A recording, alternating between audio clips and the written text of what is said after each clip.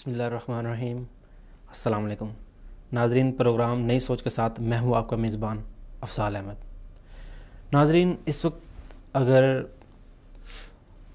حالات کا بغور جائزہ کیا جائے تو ایک بات جو ہے وہ سمجھ میں آ رہی ہے. تو اس وقت جو عالم کفر کی جو ایک طاقتیں ہیں وہ سب طاقتیں ایک ملت کی شکل اختیار کر گئی ہیں، اور وہ مسلمانوں کو اور بالخصوص اسلام کو نقصان پہنچانے کے لیے طرح طرح کے ہیلے، طرح طرح کے بہانے، طرح طرح کے نئی مشکلات اور حالات پیدا کر رہے ہیں، جس کی وجہ سے وہ چاہتے ہیں کہ اسلام کو اور مسلمانوں کو نقصان پہنچے. ایک طرف جہاں وہ آگ اور خون کی ہولی کھیل رہے ہیں، اس کے ساتھ ساتھ اسلام کی جو معزز شخصیات ہیں، جو اسکالر ہیں، اور اس کے ساتھ ساتھ جو دعوتی میدان میں جو ہمارے علماء کرام جو پیش ہیں، ان پر مختلف قسم کے جھوٹے الزامات لگائے جا رہے ہیں. اس کی ایک تازہ مثال جو ہے وہ دیکھ سکتے ہیں کہ انڈیا میں جو ڈاکٹر ذاکر نائک صاحب کے اوپر لگائی گئی ہے. ان کو جو ہے مختلف طریقوں سے بین کیا جا رہا ہے، ان کے اوپر مختلف جو ہے ان کی خدمات کے اوپر جو ہے وہ شکوک اور شبہات پیش کیے جا رہے ہیں. بیسیکلی یہ ایک پہلا سٹیپ ہے ان کا کہ یہ آج ڈاکٹر صاحب کو ہٹ کر رہے ہیں، یہ کل اور شخصیات کو بھی ہٹ کریں گے، ان کے اوپر جھوٹے الزامات لگائیں گے اور یہ اسلام کو نقصان پہنچانے کی کوشش کریں گے. یہ کٹن وقت ہے جس میں ہماری جو ایک پوری امت ہے ان کو آپس کے جتنے بھی اختلاف ہیں ان کو ختم کر کے یہ جو کفر کی طاقتیں ہیں ان کے سامنے ایک دیوار بننا ہوگا، اور ان کے جو یہ ناپاک عزائم ہیں ان کو ختم کرنا ہوگا. تو اس میں جو سب سے بڑی ذمہ داری بنتی ہے وہ ہماری نوجوان نسل کی ہے، اور ان کا جو کردار ہے وہ بہت اہمیت کا حامل ہے. اب یہ نوجوانوں کو یہ سوچ لانی ہوگی کہ ہمارے جو آپس کے اختلاف ہیں ان کو ختم کر کے یہ جو کفریہ طاقتیں ہیں جو اسلام کے خلاف جو ہے اپنا ہر حربہ، ہر ہتھ کنڈا استعمال کر رہی ہیں، ان کو روکا جائے. اور وہ تبھی ممکن ہے جب ہم آپس میں اس چیز کو سمجھ لیں کہ جب تک ہم ایک طاقت، ایک قوت نہیں بن جاتے تب تک اس کے اوپر عمل کرنا مشکل ہے.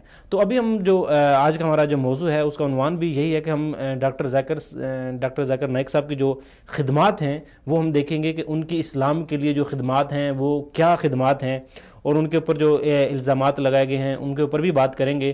اور اس میں جو ایک نوجوانوں کی ذمہ داریاں ہیں اسلام کی بقا کے لیے، وہ ساری ہم چیزیں جو ہے وہ انشاءاللہ اس کو ڈسکس کریں گے. اسی حوالے سے ہمارے ساتھ جو لائن پہ ہمارے معزز مہمان ہوں گے وہ جناب مفتی عدنان کاکا خیل صاحب ہوں گے، وہ مذہبی اسکالر ہیں، اور اس کے ساتھ محمد عاقل صاحب جو کہ ڈاکٹر صاحب کے بڑے قریبی جاننے والوں میں سے ہیں. آج انشاءاللہ ہم ان سے بھی رابطہ کریں گے اور ان سے جانیں گے حالات جو ہیں وہ کیا ہیں، کہ پابندیاں ڈاکٹر صاحب کے اوپر کیوں لگائی گئیں، ان کی جو خدمات تھیں وہ کیسی ہیں، یہ ساری انشاءاللہ ہم ان سے بات کریں گے. اور اس کے ساتھ ساتھ ہمارے ساتھ عثمان بزمی صاحب ہیں، وہ بھی مذہبی اسکالر ہیں. تو آج ہمارے جو اسٹوڈیو میں ہمارے اسپیشل مہمان ہیں جناب عبداللہ بن عبد الرزاق صاحب ہوں گے. عبداللہ صاحب، میں آپ کو اپنے پروگرام میں خوش آمدید کہتا ہوں. جی، اور ناظرین آپ بھی ہمارے پروگرام میں براہ راست جو ہے وہ شرکت کر سکتے ہیں. ہمارا براہ راست نمبر آپ کو ٹیلی ویژن اسکرین پر بھی شو کروایا جائے گا، اور ہمارا براہ راست نمبر جو ہے وہ 00441144031011 ہے. اس کے علاوہ آپ اپنے جو پیغام ہے، اپنے جو میسیج ہیں وہ ہمیں واٹس ایپ بھی کر سکتے ہیں. ہمارا جو واٹس ایپ کا نمبر ہے اس کو آپ نوٹ کر لیں، 0096658027947 یہ بھی ٹیلی ویژن اسکرین پر آپ کو جو ہے وہ شو کروایا جائے گا. تو ناظرین ہم بڑھتے ہیں اپنے پہلے مہمان کی طرف. اور عبداللہ صاحب، سب سے پہلے تو آپ کو پروگرام میں خوش آمدید.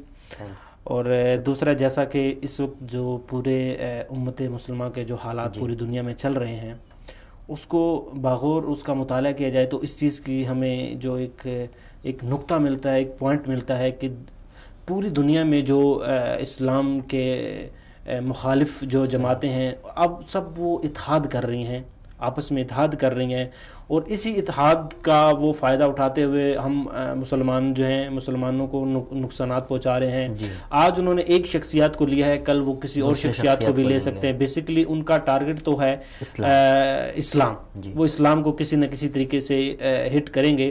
تو یہ ساری صورتحال دیکھتے ہوئے ہم سب سے پہلے تو ہم ایک چیز کا ذکر کریں گے کہ ڈاکٹر صاحب کی جو اسلام کے لیے خدمات ہیں، جو ہم بیسیکلی دیکھیں گے کہ ڈاکٹر صاحب نے جو اسلام کی خاطر جو ایک قربانی دی، ایک جو خدمت کی ہے، وہ خدمت کیا ہے؟ تو آپ ذرا ڈاکٹر صاحب کی جو خدمات ہیں اس کو ذرا بیان کریں. جی الحمدللہ والصلاۃ والسلام علی من لا نبی بعدہ. سب سے پہلے میں مقدمہ کے طور پر آپ کو یہ بتانا چاہتا ہوں کہ اللہ سبحانہ تعالیٰ نے ہر زمانے میں انسانوں کو غلط راہ سے نکل کر سیدھا صراط مستقیم میں چلانے کے لیے نبیوں کو بھیجا ہے. جی جی.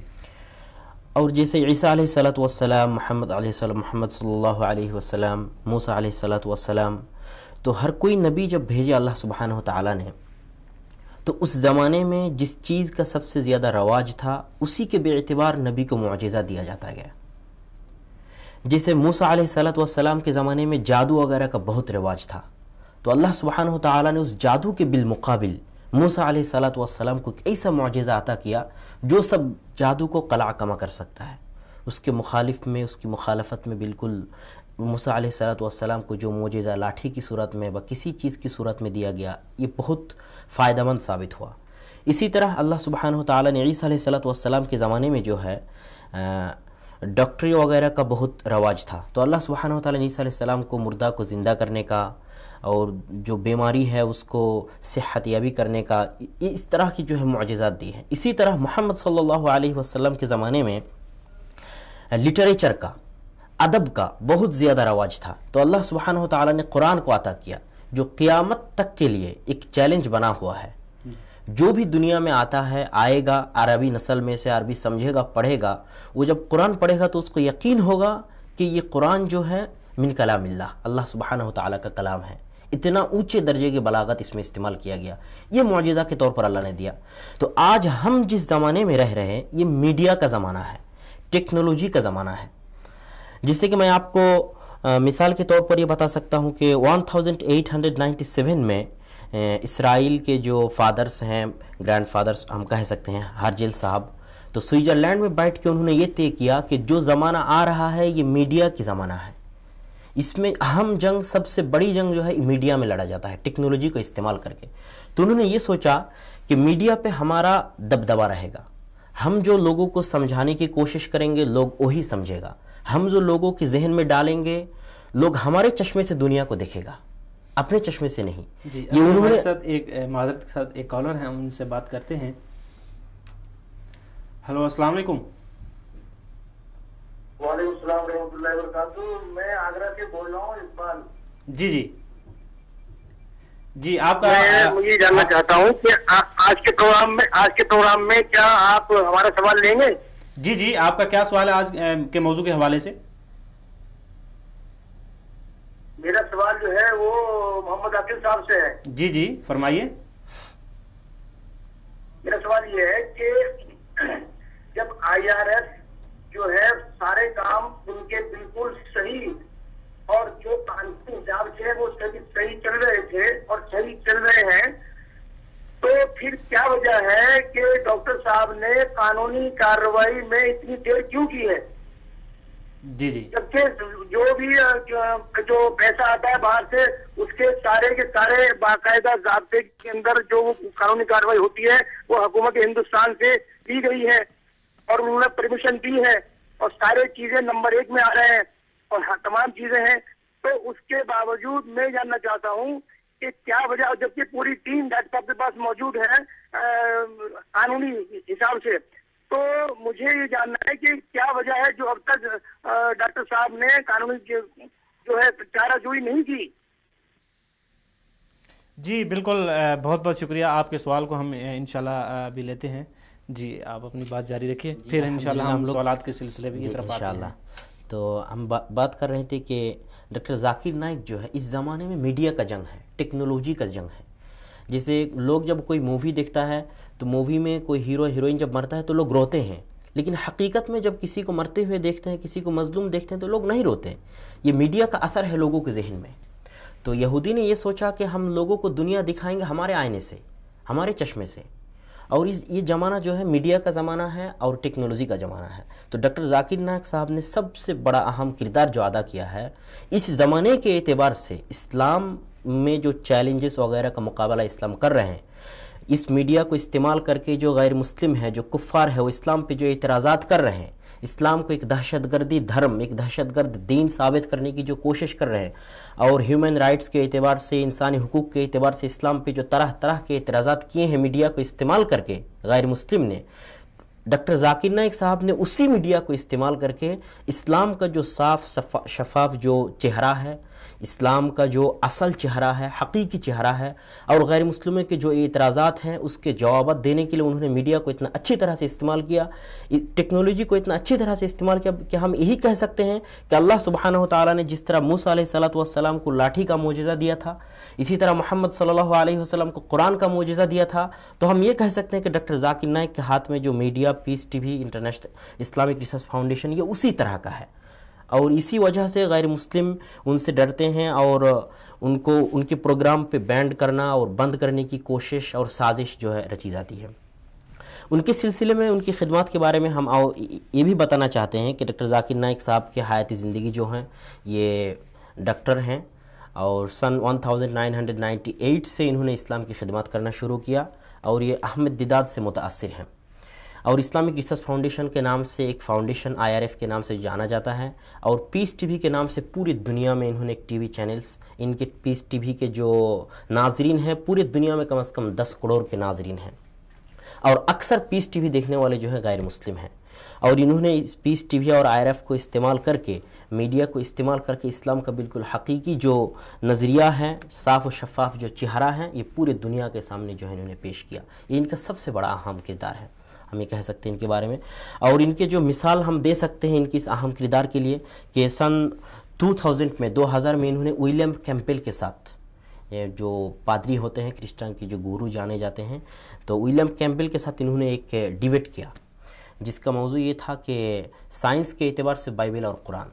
اس میں انہوں نے بالکل سائنس کے اعتبار سے قرآن کو بالکل جو ہے، قرآن کے ہر بات، ہر آیات، ہر چیز جو ہے سائنس کے مطلب ساتھ موافق ہیں، اور سائنس یہ ثابت کر رہا ہے کہ قرآن اللہ کا کلام ہے. آج 1400 سال بعد سائنس جس چیز کو ثابت کر رہا ہے، اللہ سبحانہ و تعالیٰ نے محمد صلی اللہ علیہ وسلم آج 1400 سال پہلے اسی چیز کو بتا کے گئے. یہ بہت بڑا اہم ثبوت ہے قرآن کا اللہ کے کلام ہونے کا. انہوں نے بالکل اس ڈیبیٹ میں صاف کر دیا کہ القرآن کلام اللہ کا کلام ہے. آج 1400 سال بعد تمہارا سائنس جس چیز کو بتا رہا ہے، اللہ سبحانہ و تعالیٰ انہوں نے قرآن میں 1400 سال پہلے بتایا ہے. اور ساتھ ساتھ بائبل میں جو سائنس مخالف بات ہیں، بائبل اللہ آج جو بائبل ہیں یہ مکسڈ بائبل ہے اور حقیقی بائبل نہیں ہے، ان کو بھی انہوں نے واضح کر دیا ولیم کیمپل کے ساتھ جو ڈیبیٹ کر کے. اسی طرح انہوں نے ہندوستان میں سن 2006 میں جو ہے شری روی شنکر کے ساتھ ایک ڈیبیٹ کیا تھا. اس ڈیبیٹ کا موضوع یہ تھا کہ ایشور کا، یعنی گاڈ کا، اللہ سبحانہ و تعالیٰ کا جو سوچ ہے وہ اسلام میں کیا ہے اور ہندو دھرم میں کیا ہے. اور اس موضوع پر انہوں نے شری روی شنکر کے ساتھ ڈیبیٹ کر کے یہ واضح کر دیا کہ ہندو دھرم میں بھی دنیا کا خالق اور دنیا کا رب جو ہے ایک ہے. ہندو دھرم میں بھی مورتی پوجا کرنا منع ہے، ممنوع ہے. ہندو دھرم میں بھی کسی رب کا مورتی بنانا، فوٹو بنانا یہ ممنوع ہے، حرام ہے. اسی طرح ہندو دھرم میں گائے کا گوشت کھانا جائز ہے. یہ سب انہوں نے شری روی شنکر کے ساتھ ڈیبیٹ کر کے بالکل واضح کر دیا، اور اس کا اثر جو ہے پورے ہندوستان میں پڑا ہے. اور غیر مسلم اور ہندو اور کرسچین کا جو ہے آنکھوں کھولے ہیں، وہ سیکھنے لگے اور سوچنے لگے کہ اسلام کیا ہے اور ہمارا دھرم کیا ہے، اور اسلام اور کرسچین اور ہندوازم اس کے بارے میں، اس بیچ میں سملرٹی کیا ہے. اور وہی سملرٹی جو ہے توحید ہے. اس دنیا کا گاڈ، کریٹر، خالق جو ہے ایک ہے. یہ انہوں نے ہر دھرم سے ثابت کر کے دکھایا ڈاکٹر ذاکر نائک. اور اس کا اثر ہم دیکھ سکتے ہیں کہ ان کا ہر جو پروگرام ہوتا ہے، ہر پروگرام کے بعد ہزاروں، 100 کی تعداد میں لوگ غیر مسلم سے اسلام قبول کرتا ہے. یہ بالکل سیلاب کی طرح پوری دنیا میں غیر مسلم مسلمان ہونا شروع کیا، اور یہ لوگ ڈرنے لگے. ہندوستان، انگلینڈ، امریکہ، کچھ جو بھی ملک ہیں یہ غیر مسلم، یہ ڈرنے لگے کہ کہیں ان کے ملک میں وہ خود اقلیت میں نہ ہو جائے. اور اکثریت مسلمانوں کا نہ ہو جائے. اور اسی ڈر کی وجہ سے انہوں نے جو ہے ڈاکٹر ذاکر نائک پہ، ان کے IRF پر اور ان کے پیس ٹی وی پر بینڈ لگانے کا جو سازش ہے، اس کی بنیاد بس یہی ڈر ہے، خوف ہے. تو اس سے جو ہے پتہ چل سکتا ہے کہ ڈاکٹر ذاکر نائک کی خدمت جو ہے اسلام کے حوالے سے پوری دنیا میں کیا ہے. تو نوجوان نسل کے لیے دیکھیں، نوجوان نسل جو بھی ہے، چاہے وہ کسی بھی مذہب کے ساتھ اس کا تعلق ہے، جب آپ اس کو کوئی چیز بتائیں گے تو ظاہری بات ہے آج کی نوجوان نسل، ان کے پاس انٹرنیٹ اور ٹیکنالوجی کی سہولتیں موجود ہیں، ایکسیس کافی ساری ہے، تو اس چیز کا ایک ثبوت مانگتی ہے. تو ڈاکٹر صاحب سے جب کوئی نوجوان، پہلے تو یہ ہم پوچھیں گے نا کہ ڈاکٹر صاحب کا اسپیشلی جو نوجوان نسل ہے، نوجوان نسل کے لیے ان کی جو خدمات ہیں وہ کیا ہیں. اور دوسری بات یہ اس میں ایڈ کروں گا کہ آخر وہ کون سی وجہ ہے جس کی وجہ سے نوجوان نسل جو ہے وہ اسلام کی طرف زیادہ آ رہی ہے. اس کی وجہ یہ ہے کہ ڈاکٹر ذاکر نائک صاحب، پہلے ہم چاہیں گے کہ آپ جو ڈاکٹر صاحب کی جو خدمات ہیں نوجوانوں کے لیے اس کے اوپر بات کریں. نوجوانوں کے لیے ان کی جو خدمت یہ ہے کہ نوجوانوں کے ذہن میں طرح طرح کے سوالات ہوتے ہیں، اسلام کے متعلق، دین کے متعلق، دھرم کے متعلق، ہیومن رائٹس کے متعلق، اور جو ویب سائٹ پر، فیس بک پر اور واٹس ایپ پر جو اسلام مخالف باتیں دیکھتے رہتے ہیں، اس سے وہ متاثر ہوتے ہیں. تو ان کی وجہ سے ان کے ذہن میں جو ہے طرح طرح کے سوالات ہوتے ہیں. تو انہوں نے ڈاکٹر ذاکر نائک سے، نوجوان ڈاکٹر ذاکر نائک سے متاثر اسی لیے ہوا ہے کہ ان کے ہر سوال کا جو ہے بالکل تسلی بخش جواب ان کو ڈاکٹر ذاکر نائک کے تقاریر سے اور ان کی جو ہے لیکچر سے ان کو مل جاتا ہے. اور اہم بات اور یہ ہے کہ ڈاکٹر ذاکر نائک نے اپنے ہر پروگرام کے بعد اوپن کوشچن اینڈ آنسر کا جو انتظام کر کے رکھا ہے، اس میں جو بھی ہے نوجوان اپنا دل کی بات کھول کے پیش کر سکتا ہے. اور جو نوجوان سوال پوچھتا ہے، جو نہیں پوچھ سکتے ہیں، ان کے دل کی بات بھی اس سوالات میں آ جاتے ہیں، اور اس کا بالکل تسلی بخش جواب جو ہے ڈاکٹر ذاکر نائک صاحب دیتا ہے. تو اس کی وجہ سے جو ہے نوجوان ڈاکٹر ذاکر نائک سے متاثر ہے. اور دوسری بات یہ ہے کہ ڈاکٹر ذاکر نائک صاحب کا جو لباس ہے، دوسرے لوگوں کے پاس جانے میں، علماء کے پاس جانے میں نوجوان تھوڑا شرماتے ہیں، لیکن ڈاکٹر ذاکر نائک جو ہے انہی کی طرح لباس پہنے رہتے ہیں، تو ان کی وجہ سے وہ بھی کچھ متاثر ہوتا ہے. تو مطلب ہر طرح سے نوجوان ان سے متاثر ہیں. اور سب سے اہم پوائنٹ یہی ہے کہ تسلی بخش جواب. اللہ نے ان کو ایسا ذہن دیا کہ ہم کمپیوٹر بھی کہہ سکتے ہیں ان کے ذہن کو. کوئی بھی سوال ان کے سامنے پوچھا جائے، کوئی بھی سوال، وہ ان کا تسلی بخش جواب دیتا ہے. اور بالکل آپ کے صفحہ نمبر، پیج نمبر، ہر دھرم کی جتنے کتاب ہیں اس کتاب کے صفحہ نمبر، پیج نمبر، ڈاکومنٹری جو تقریر جس کو ہم کہتے ہیں، ڈاکومنٹری وہ لیکچر دیتے ہیں. اور اس سے نوجوان کیوں، ہر کوئی جس کا ذہن ہے، جس کا ویوک ہے، جس کا سوچ آزاد ہے، وہ ضرور متاثر ہوگا. معذرت کے ساتھ ہم اس بات کو ابھی جاری رکھتے ہیں. ابھی ہمارے ساتھ جو ہے مفتی عدنان صاحب، کاکا خیل صاحب ہمارے ساتھ موجود ہیں، ہم ان سے بات کرتے ہیں. السلام علیکم. وعلیکم السلام ورحمۃ اللہ. جی مفتی صاحب، ہم آپ کو اپنے پروگرام میں خوش آمدید کہتے ہیں. مفتی صاحب، ابھی یہاں پر ہمارا جو آج کا موضوع ہے وہ ڈاکٹر صاحب کی جو خدمات ہیں اور ان کے اوپر جو لگائی جانے والی پابندیاں، اور ہماری جو نوجوان نسل ہے ان کا اس میں کیا کردار ہونا چاہیے، اس کے اوپر ہم بات کریں گے. تو عالم اسلام کی معروف جو شخصیات ہیں اور ان کے اوپر، اور اسپیشلی جو دینی جماعتیں ہیں، ان کے اوپر جو پابندیاں لگائی جا رہی ہیں، تو آپ کیا سمجھتے ہیں وہ کون سے عناصر ہیں جو یہ ساری پابندیاں لگوا رہے ہیں، اور ان کے مقاصد کیا ہیں؟ بسم اللہ الرحمن الرحیم. نحمدہ و نصلی علی رسولہ الکریم. ڈاکٹر ذاکر نائک صاحب پر جو ہندوستان میں پابندی لگی ہے، اس میں پوری دنیا میں موجود ان سے فائدہ اٹھانے والوں اور ان کے بیانات سے مستفید ہونے والوں کے لیے ایک غم کی خبر کی صورت بنائی ہے. اور ایسے سارے لوگ جو پرامن انداز میں اسلام کی تبلیغ کر رہے ہیں اور اسلام کی طرف لوگوں کو بلا رہے ہیں، یا دیگر ادیان باطلہ پر اسلام کا تفوق اور اس کی فوقیت کو ثابت کر رہے ہیں، ان کے خلاف یہ اقدامات عالم کفر کی اور دنیا کی عالمی طاقتوں کی سراسیمگی کی علامت ہیں کہ ان کے ہاں یہ سمجھا جا رہا ہے کہ ان تمام ذرائع کے ذریعے سے اسلام کا پیغام دنیا کو پہنچ رہا ہے اور دنیا پر اسلام کی حقانیت واضح ہو رہی ہے. تو میرا خیال نہیں ہے کہ اس قسم کی چیزوں سے ان کی دعوتی مشن کو کوئی نقصان پہنچے گا، اور ان کا پیغام غیر مسلموں کے لیے جہاں جہاں پر بھی تھا وہ اپنے انہی ذرائع سے آگے بھی چلتا رہے گا. لیکن ان اس قسم کے اقدامات میں جہاں تو ایک طرف ایک تشویش اور اشتعال پھیلتا ہے اور دوسری طرف اس میں ایک مثبت پہلو یہ نہ سمجھ میں آتا ہے کہ یہ اب تک کی جانے والی کاوشوں کی گویا کہ اس کی تاثیر کو تسلیم کیا گیا ہے اور مانا گیا ہے کہ یہ چیزیں مؤثر ثابت ہو رہی. ڈاکٹر ذاکر نائک صاحب سے ہماری قریبی کے دنوں میں بہت طویل ملاقات ہوئی تھی اور اس میں نے ان سے یہ گزارش کی تھی کہ وہ اپنے کام کو مزید اسی انداز میں فوکس کریں کہ ایک تو وہ مسلمانوں کے درمیان جو فقہی اختلافات ہیں اس میں کسی ایک رائے کو اتنے اصرار سے بیان نہ فرمائیں کہ جس سے باقی آراء کی تکلیف ہوتی ہے، اور دوسرا یہ کہ ان کا اصل فوکس غیر مسلموں کو اسلام کے قریب کرنا ہے، تو ان کی تمام دعوت کا محور یہی چیز ہونی چاہیے اور فقہی آراء اور اختلافات میں ان کو نہیں پڑھنا چاہیے.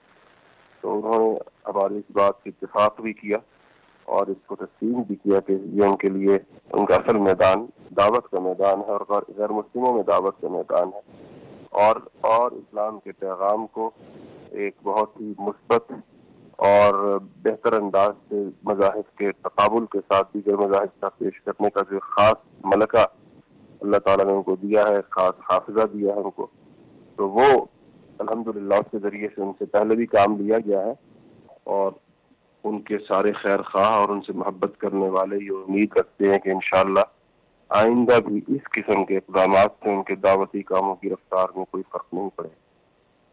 جہاں تک یہ کہ یہ اقدامات کیوں کیے جاتے ہیں تو ظاہر بات ہے کہ یہ اسلام کے پیغام کو پھیلانے سے روکنے کے لیے اور اس چراغ کو بجھانے کی ایک ناکام کوشش ہے. ان چیزوں سے کبھی بھی فرق نہیں پڑا اور نہ آئندہ فرق پڑنے کا کوئی بھی امکان ہے. یہ پابندیاں یا ان کے کام کو محدود اور مختصر کرنا یہ دور ہوا کے دوش پر اپنا پیغام بھیجنے کا دور ہے. اگر کسی کا آپ دفتر بند کر دیں گے، کسی کی آپ تنظیم کو بین کر دیں گے، کسی کا اخبار بند کر دیں گے یا اسکول یا ادارہ بند کر دیں گے، اس سے اس کے پیغام کو روکا نہیں جا سکتا. میں سمجھتا ہوں کہ بڑی ناقبت اندیشی ہے کہ اگر کسی کا یہ خیال ہو کہ اس وجہ سے ان کے کاموں کو روکا جا سکتا ہے. ہوا کے دوش پر دنیا کے ایک کونے سے دوسرے کونے تک پیغام جائے گا اور اس کے تمام ذرائع پوری دنیا میں لوگوں کو دستیاب ہیں، لیکن پابندیاں لگانے والے خود رسوا بھی ہوں گے اور دنیا کے تمام امن پسند اور بہتر طریقے سے کام کرنے والے لوگوں کے اشتعال اور ان کی نفرت کا نشانہ بھی بنیں گے. جی مفتی صاحب، ایک طرف دیکھا جائے تو عالم کفر کی جو طاقتیں ہیں وہ ایک ملت کی شکل جو ہے نا وہ اختیار کرتی جا رہی ہیں، تو اس صورتحال میں ہماری جو مسلمان ہیں، ایک مسلمان جو ایک سوسائٹی ہے، ملت اسلامیہ ہے، ان کو کیا کرنا چاہیے؟ ان کو بھی متحد رہنا چاہیے اور اتحاد کی بنیادوں کو تلاش کرنا چاہیے، جن بنیادوں پر متفق اور متحد ہوا جا سکتا ہے. اس زمانے کے اہل علم کی یہ ذمہ داری ہے. ہمارے درمیان یقیناً کچھ آراء کا اختلاف ہمیشہ رہا ہے اور رہے گا آئندہ بھی.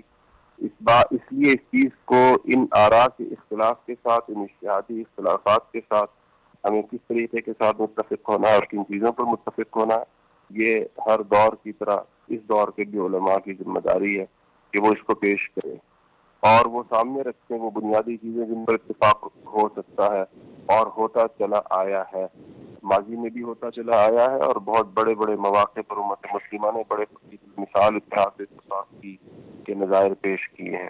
آج اس کی ضرورت بہت زیادہ شدت کے ساتھ ہے اور یہ چیز اگر قیادت کر سکے گی تو وہ اہل علم کی قیادت جو ہے وہی اس میں کوئی اہم فیصلے کر سکے گی. میرا خیال ہے کہ علماء کو چاہے وہ دنیا کے کسی بھی کونے سے تعلق رکھتے ہیں اور کوئی بھی زبان بولتے ہیں، دنیا کے کسی ملک میں بھی رہتے ہیں اور کسی بھی طبقے کی جانب ان کی نسبت کی جاتی ہے، تو ان کو اس میں اپنی ذمہ داری ادا کرنی چاہیے اور ہمیں فرقوں کی جانب اور طبقات کی جانب مقابل فکر کی جانب اپنی نسبت کرنے کی بجائے رسول اللہ صلی اللہ علیہ وسلم کے امتی ہونے پر فخر کرنا چاہیے اور اسی نسبت کو کافی سمجھنا چاہیے.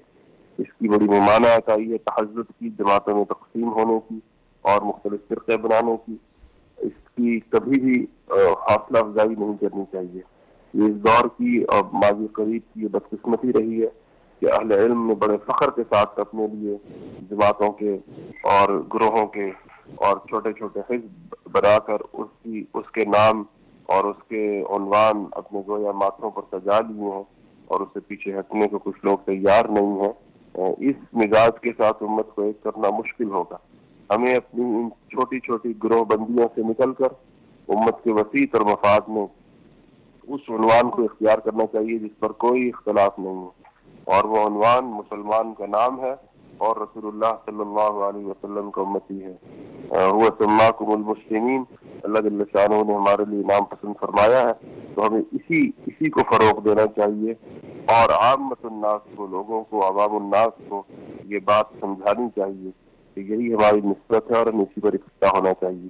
الحمدللہ مسلمانوں کی نوجوان نسل میں یہ بات خصوصیت کے ساتھ محسوس کی جا رہی ہے کہ ان کے ہاں فرقہ واریت کے لیے کوئی گنجائش نہیں رہی ہے، اور فرقہ واریت پھیلانے والوں سے امت کے نئی نسل کا تعلق ٹوٹ رہا ہے، کم ہو رہا ہے۔ اس لیے اب اس بات کی امید بند چلی ہے اور توقع ہو چلی ہے اس بات کی کہ انشاءاللہ آنے والے وقتوں میں یہ چھوٹی چھوٹی تقسیمات سے اوپر اٹھ کر ہم ایک وسیع تناظر میں اتحاد و اتفاق کی جانب انشاءاللہ پیش قدمی کریں گے۔ جی مفتی عدنان کاکا کھیل صاحب، آپ کا بہت بہت شکریہ کہ آپ نے اپنا قیمتی وقت نکالا اور ہمارے پروگرام میں شرکت کی۔ مولانا صاحب، مفتی عدنان کاکا کھیل صاحب نے بڑی اچھی گفتگو کی ہے، اور انہوں نے 3-4 جو پوائنٹ ہیں وہ بہت اہم پوائنٹ جو ہمارے لیے رکھیں۔ اور پہلا پوائنٹ جو بہترین جو ہے وہ دیکھیں کہ ایک طرف دیکھا جائے تو جو کفریہ طاقتیں ہیں وہ ایک ملت کی شکل اختیار کر رہے ہیں۔ ہم لوگ ابھی تک آپس کے جو چھوٹی چھوٹی جو غلط فہمیاں ہیں ان غلط فہمیوں کے اندر ابھی ڈوبے ہوئے ہیں، اور شاید یہی ہماری کمزوری ہے جس کی وجہ سے جو یہ کفریہ طاقتیں ہیں یہ مسلمانوں پر جو ہے وہ حاوی ہونے کی ناکام کوشش کر رہی ہیں۔ تو آپ کیا سمجھتے ہیں کہ ایک جو اتحاد ہے، ٹھیک ہے، اسلام جو ہے وہ ایک ایسا پلیٹ فارم ہے جہاں پر آپ کو کسی قسم کی جو ہے نا فضیلت نہیں، فضیلت صرف آپ کے کردار کی اور آپ کے اعمال کی ہے۔ یہ نہیں ہے کہ آپ کا تعلق فلاں پارٹی سے ہے تو آپ کا جو ہے وہ عہدہ یہ ہوگا۔ اسلام کا جو ایک معیار ہے وہ تقویٰ ہے۔ جب اسلام کا معیار تقویٰ ہے، برادری ہے، بھائی چارہ ہے، تو کیا وجہ ہے کہ ہم میں یہ ایسی کوتاہیاں کیوں پائی جا رہی ہیں کہ ان طاقتوں کو ہم موقع ہی کیوں دے رہے ہیں کہ یہ مسلمانوں کو نقصان پہنچانے کی کوشش کریں؟ اگر اوور آل آپ پوری دنیا کا ایک سروے کریں تو مسلمانوں کی ایک بہت بڑی جو ہے وہ تعداد موجود ہے، لیکن اس کے باوجود بھی جو ہمارا جو ایک جسے ایک آپ کہہ سکتے ہیں کہ اتحاد جو ہے وہ تھوڑا سا کمزور ہے۔ تو اس حوالے سے ہمیں جو کیا کرنا چاہیے، آپ کے کیا خیالات ہیں؟ اس حوالے سے میں آپ سے 2 باتیں بتانا چاہوں گا۔ ایک تو عدنان صاحب ماشاءاللہ بہت اچھی گفتگو کی ہیں۔ انہوں نے پہلے یہ بات کہا تھا کہ فقہی اختلافات کے بارے میں ڈاکٹر ذاکر نائک کو کچھ نہیں کہنا چاہیے، اس طرح کا کچھ بات انہوں نے کیا، اور اتحاد امت پر بہت زور دیا، ماشاءاللہ بہت الحمدللہ۔ لیکن میں ان کی طرف سے ایک صفائی پیش کرنا چاہتا ہوں، یعنی ڈاکٹر ذاکر نائک کی طرف سے، کہ جب کوئی آدمی میدان میں آتا ہے دین کی خدمت کرنے کے لیے اور مشہور ہو جاتا ہے تو لوگ ان سے ضرور پوچھتے ہیں، ہر مسئلہ پوچھتا ہے۔ تو ڈاکٹر ذاکر نائک صاحب سے بھی جب پوچھا گیا، اور لوگ کا یہ مطلب آپ مشہور ہو گئے اسلام کی خدمت کے لیے، اور چاہے کسی بھی چیز پہ آپ بات کریں تو لوگ آپ سے جاننا چاہتا ہے، جب آپ سے متاثر ہیں، آپ سے ہر سوال کا تسلی بخش جواب ملتا ہے تو ہر سوال وہ آپ ہی سے کرنا چاہتا ہے، چاہے وہ فقہی سوال ہی کیوں نہ ہو۔ اسی وجہ سے ڈاکٹر ذاکر نائک صاحب جو ہے فقہی سوالات کے جواب دینے پر مطلب مجبور ہے، اور الحمدللہ ماشاءاللہ۔ لیکن انہوں نے جو منہج اختیار کیا ہے کہ ریسرچ کر کے موجودہ زمانے کے جو ماشاءاللہ بہت الحمدللہ 3 جو اہم شخصیت ہیں، شیخ ناصر الدین البانی رحمہ اللہ جسے محدث العصر کہا جاتا ہے، شیخ ابن عثیمین رحمہ اللہ، اور سعودی کے جو مفتی عام ہیں شیخ عبداللہ بن باز رحمہ اللہ، انہی کے اقوال کو مطلب مد نظر رکھتے ہوئے انہوں نے صحیح چیز کی ترجیح کرنے کی کوشش کی۔ تو یہ میں ان کی طرف سے صفائی پیش کر رہا ہوں۔ اور 2 بات یہ ہے کہ اختلاف اور افتراق الگ چیز ہے، ایک ہے افتراق اور ایک ہے اختلاف۔ اختلاف تو امت مسلمہ میں پہلے سے چلا آ رہا ہے، سلف صالحین میں بھی اختلاف رہے مسائل کے اعتبار سے، لیکن کبھی ان میں افتراق نہیں پایا گیا، کیونکہ آپ کا کلمہ بھی لا الہ الا اللہ ہے، میرا کلمہ بھی لا الہ الا اللہ ہے۔ آپ بھی ایک رسول کو مانتے ہیں، ایک قبلے کی طرف نماز پڑھتے ہیں، میں بھی ایک ہی قبلے کی طرف رخ کر کے نماز پڑھتا ہوں، تو ہم میں اور آپ میں اختلاف تو رہ سکتا ہے لیکن افتراق نہیں ہونا چاہیے۔ رسول اللہ صلی اللہ علیہ وسلم نے جو امت مسلمہ کا جو بنیاد رکھا ہے بھائی چارگی کا، انما المؤمنون اخوہ، وہ بنیاد انہوں نے نہ کسی مذہب پر رکھا ہے، نہ کسی گروپ پر رکھا ہے، نہ کسی ٹیم پر رکھا ہے، انہوں نے یہ بنیاد رکھا ہے کلمہ لا الہ الا اللہ کے اوپر، کہ کل جسد الواحد، ایک جسم جیسا ہے، پورے دنیا ہر کونے میں، چپے چپے میں، گلی گلی میں، کہیں بھی کسی مسلمان کو تکلیف ہو، چاہے وہ کسی بھی مذہب سے تعلق رکھنے والا ہو، چاہے وہ کسی بھی گروہ سے تعلق رکھنے والا ہو، تو ان سے ہمیں ہمدردی اظہار کرنا چاہیے۔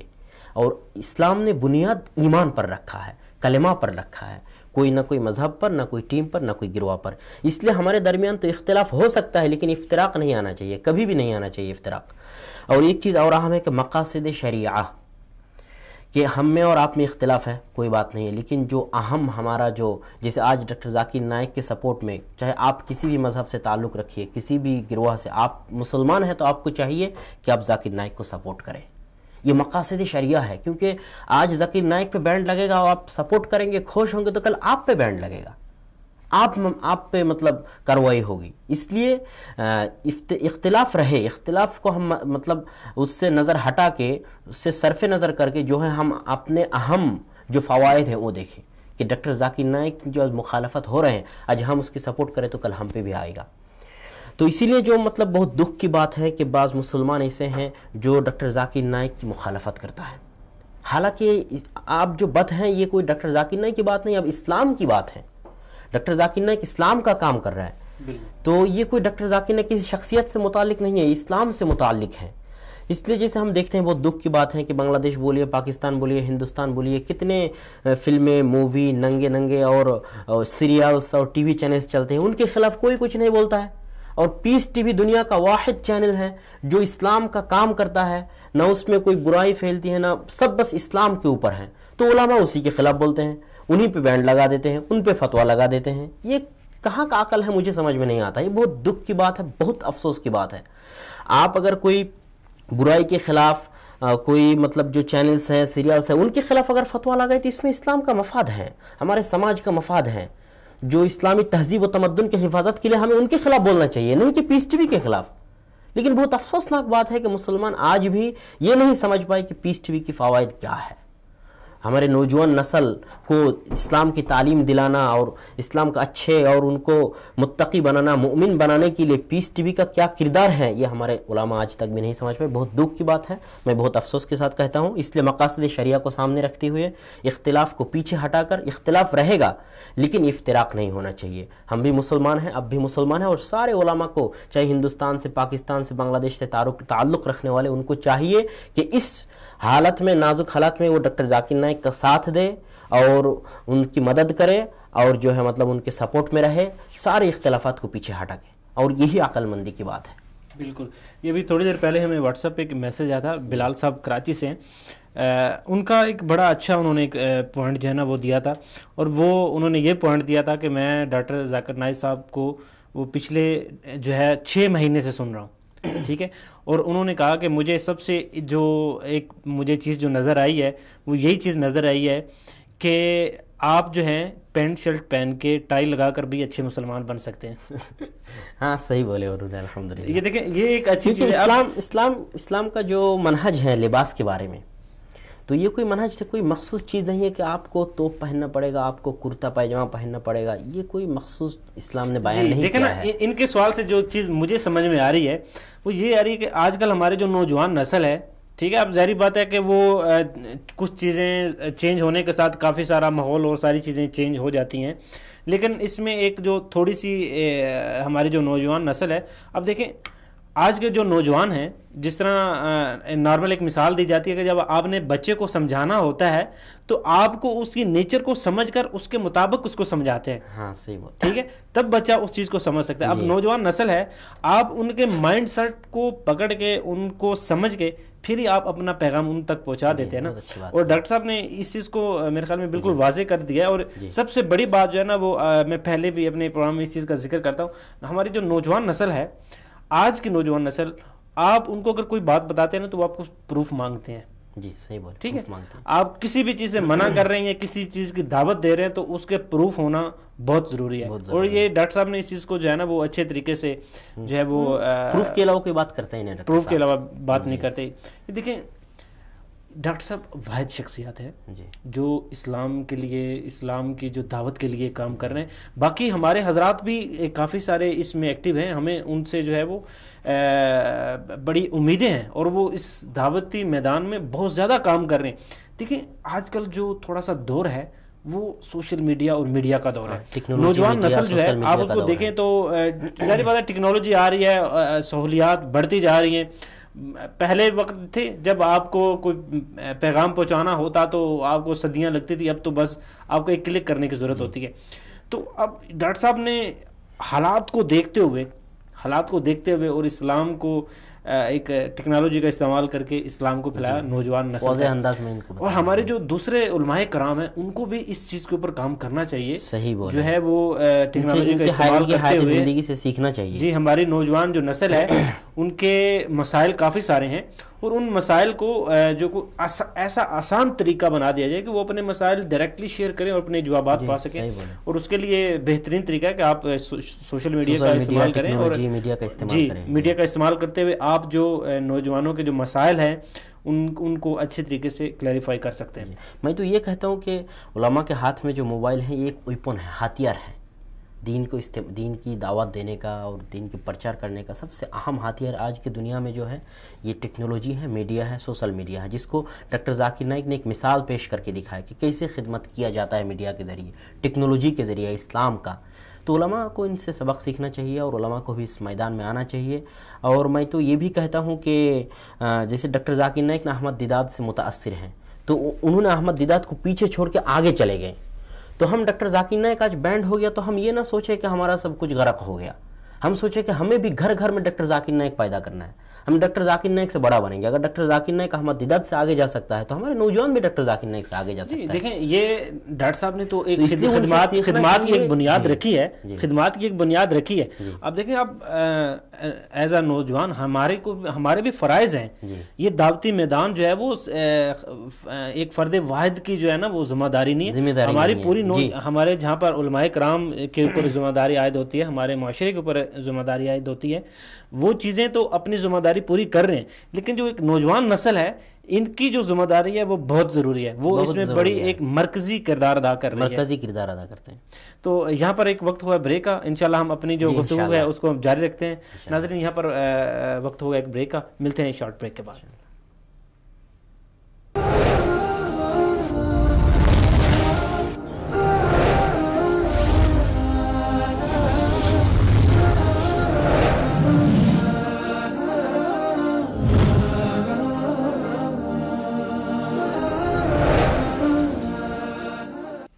السلام علیکم ناظرین، آپ کو ایک بار پھر اپنے پروگرام میں خوش آمدید کہتے ہیں.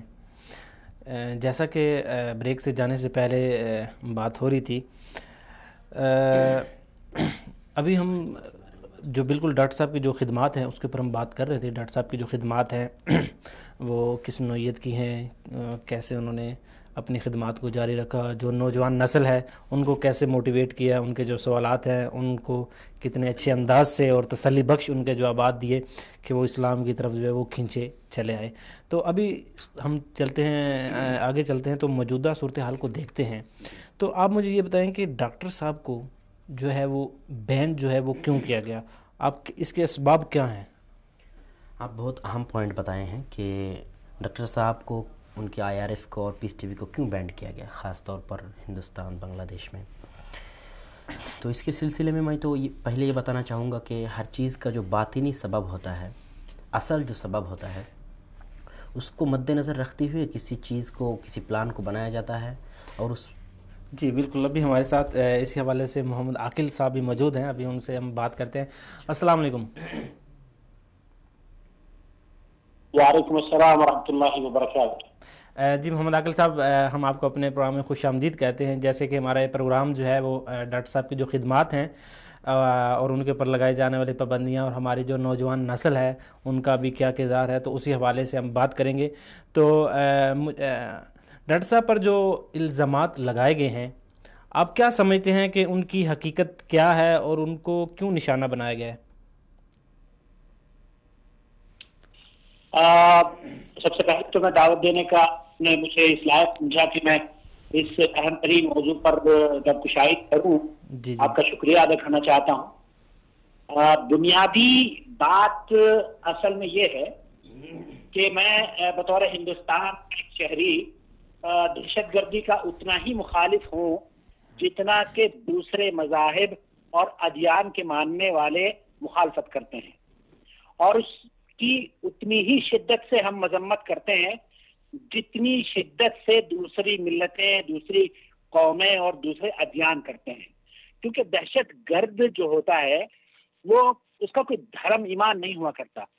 وہ جب دہشت گردی کے جرائم کا ارتکاب کرتا ہے تو میں سمجھتا ہوں کہ وہ انسانیت بھی اس کے اندر باقی نہیں رہتی، اور وہ شیطانیت کو اختیار کرتے ہوئے شیطانی صفت کی جو حرکتیں کرتا ہے اس سے وہ معاشرے کو، پوری دنیا کو نقصان پہنچاتا ہے.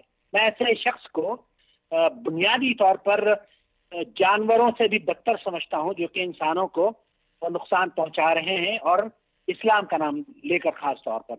ڈاکٹر ذاکر نائک کے حوالے سے جو آپ نے ان کے اوپر الزامات اور مسلمان نوجوانوں کی ذمہ داریوں کے بارے میں جو گفتگو فرمائی ہے، دیکھیے جو الزامات ہیں وہ صحیح طریقے سے میں سمجھتا ہوں ہندوستانی حکومت نے ان کو صحیح طریقے سے پرکھا نہیں ہے، بلکہ ان کو مینیپولیٹ کر کے ان کو ادھر ادھر گھما کے اسے کسی اور دوسرے زاویے سے پیش کیا گیا ہے یا سمجھایا گیا ہے. ابھی تک کوئی چیز پوری دنیا کے مسلمانوں کے سامنے نہیں پیش کی گئی ہے کہ اس ڈاکٹر ذاکر نائک کے اوپر جو پابندی لگائی گئی ہے اس کی وجہ کیا ہے. اب تک جو بات سمجھ میں آئی ہے وہ یہ کہ ایک آدمی اگر یہ کہہ دے کہ میں فلانے شخص سے متاثر ہوں اور وہ کسی جرم کا ارتکاب کرے تو کیا پوری دنیا کے لوگوں کو ہم سب کو یہ سوچنے پر مجبور کرتا ہے کہ اب آپ دیکھ لیجیے ہندوستانی میڈیا ہے. ہندوستان کے اندر بنگلور میں پچھلے چند سالوں میں تقریباً 1,500 بینک روبریز نوٹ کی گئی. یہ ہماری جو کرائم رپورٹ ہے ہندوستان کی ویب سائٹ کی، اس کے تحت میں آپ کو بتا رہا ہوں. بمبئی کے اندر تقریباً 2,500 بینک رابریز گزشتہ سالوں میں نوٹ کی گئی. دہلی کے اندر جس شہر کا میں رہنے والا ہوں وہاں 5,500 بینک رابریز نوٹ کی گئی ہیں. تقریباً ہر مہینے ایک رابری جو ہے وہ دہلی میں ہوتی ہے، بینک رابری. ایسے جرائم کے جب تحقیقات کی جاتی ہے تو ان جرائم کے بارے میں یہ پتہ چلتا ہے کہ ان جرائم کے مرتکب جو لوگ ہیں وہ فلانی فلموں کو دیکھ کر انہوں نے اس کنسپٹ کو اختیار کیا کہ کس طریقے سے بینک کو لوٹا جائے گا.